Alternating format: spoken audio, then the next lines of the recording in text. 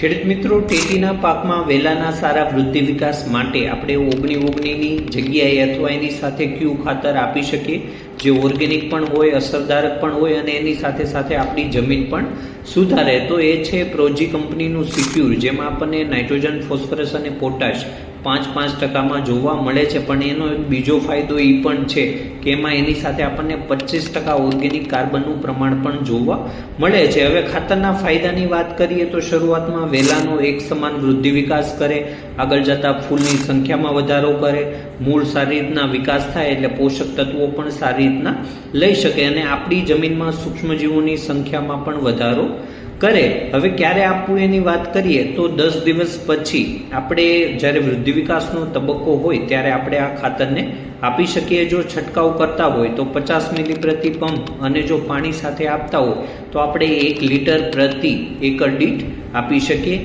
ધન્યવાદ.